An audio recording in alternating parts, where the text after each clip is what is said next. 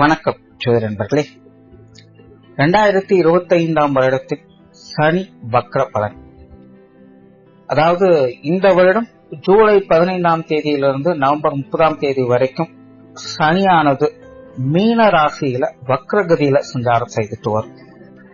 அதாவது வக்ரகதிங்கிறது அந்த ராசியிலிருந்து பின்னோக்கி செல்வது மாதிரியான ஒரு மாய தோற்றம் தான். பட் அந்த நிலைகளுக்குமே பாத்தீங்கன்னா எல்லா ராசிகளுக்குமே பலன்கள் அப்படிங்கிறது உண்டு. தவிர இந்த வருடம் இந்த வக்ர காலகட்டங்கள்ல பாத்தீங்கன்னா செப்டம்பர் மாதம் சூரிய கிரகணம் இருக்கு. அந்த கிரகணத்தினுடைய நிலைகளுமே பாத்தீங்கன்னா சனியினுடைய அமைப்பும் ஒரு பார்ஷியான நிலையில அமைஞ்சிருக்கும். தவிர மற்ற கிரகங்களும் பாத்தீங்கன்னா இந்த காலகட்டங்கள்ல சனிக்கு அப்படியே ஆப்போசிட்ல தான் டிராவல் பண்ணிட்டு வருவாங்க, குருவை தவிர்த்து. ஏன்னா குரு வந்து சனிக்கு 4ஆம் இடத்துல மிதுன ராசியில சஞ்சாரம் செய்துட்டு வராங்க.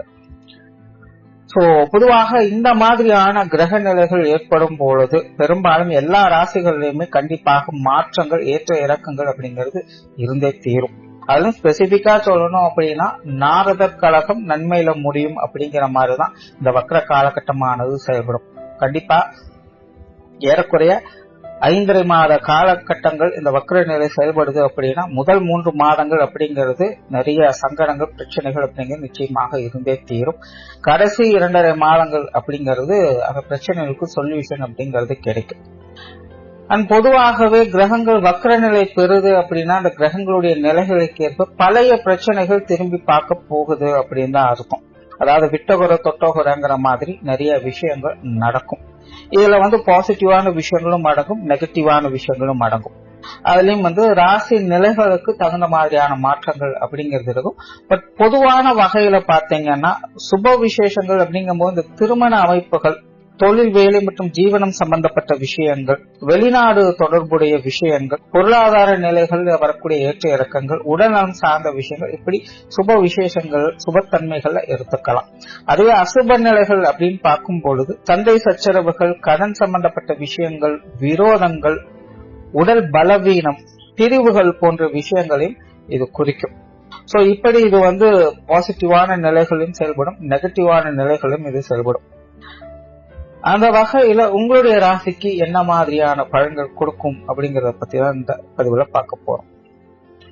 மேசராசி. மேசராசியை பொறுத்த வரைக்கும் 7 சனியானது ஆரம்பிச்சிருக்கு ராசி ரீதியாக. அதுல இப்ப விரயச்சனி அப்படிங்கிறது நடந்துகிட்டு இருக்கு.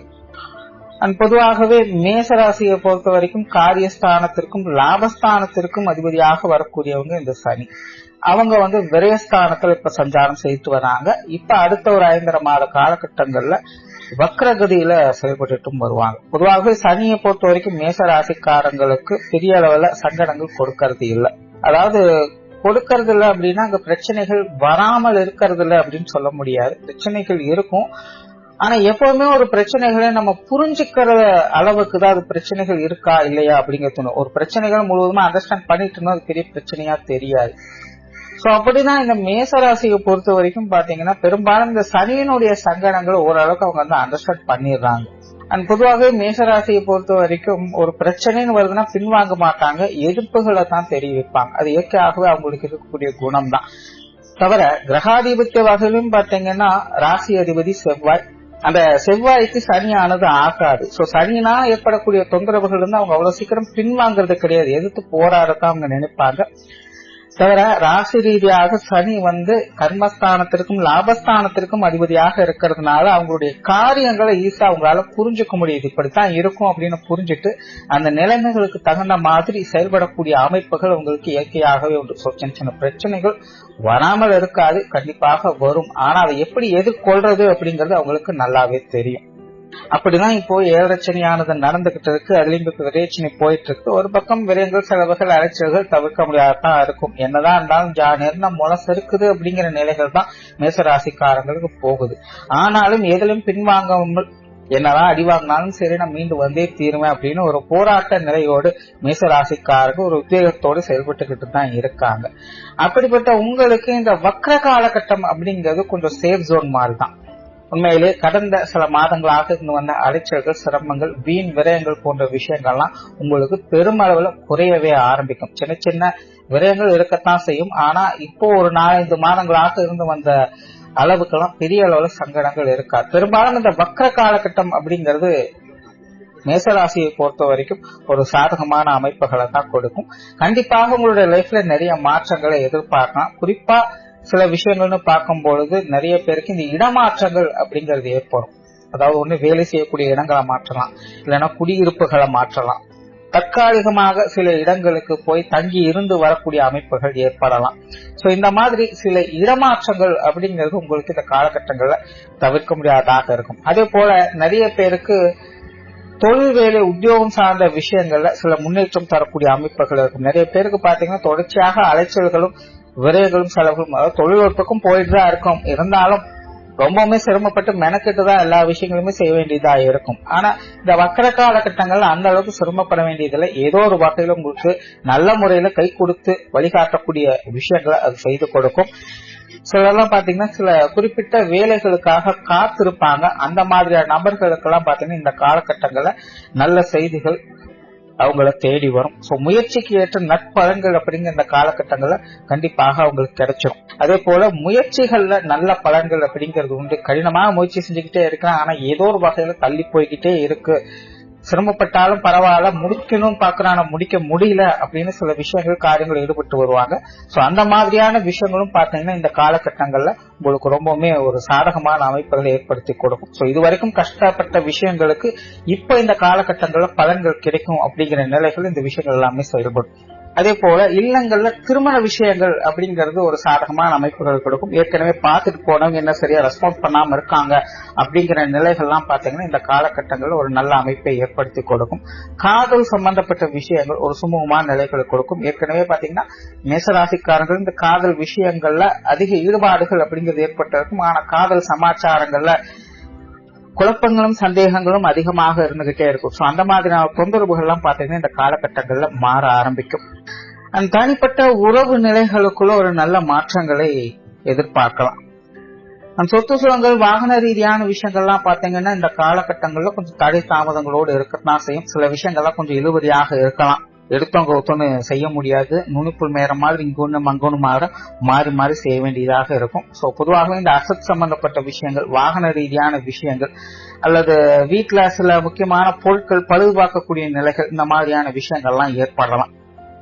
உடல்நலம் சார்ந்த விஷயங்கள் கொஞ்சம் அசௌகரியங்களை கொடுக்கத்தான் செய்யும். அதாவது தனிப்பட்ட முறையில மேசராசிக்காரங்களுக்கு சின்ன சின்ன அசௌகரியங்கள் அப்படிங்கிறது இருந்துகிட்டு தான் இருக்கும். பட் அதே நேரம் குடும்ப விஷயங்கள்னு வரும்பொழுது குடும்ப உறவுகளுக்குள்ள இந்த மருத்துவ விரயம் அப்படிங்கிறது தவிர்க்க முடியாததாக இருக்கும்.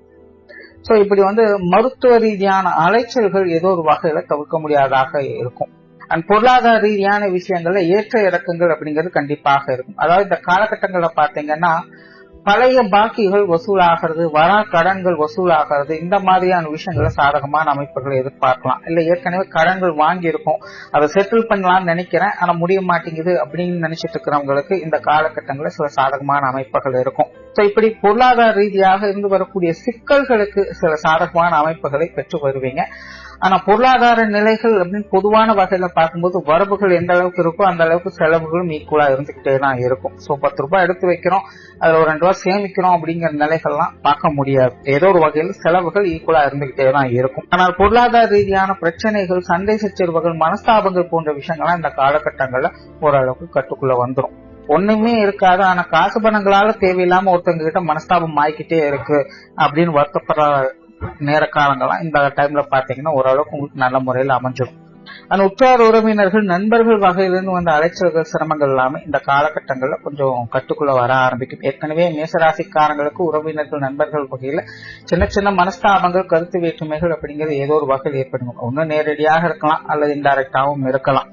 ஆனாலும் முன்னாடி இருந்த அளவுக்கெல்லாம் ரொம்ப க்ளோஸான ஒரு அட்டாச்மெண்டோட எந்த ஒரு உறவு நிலைகளையும் நண்பர்களையும் பார்க்க முடியறது இல்லை. ஏதோ விட்டகுற தொட்டகனங்கிற மாதிரிதான் போய்கிட்டு இருக்கும்.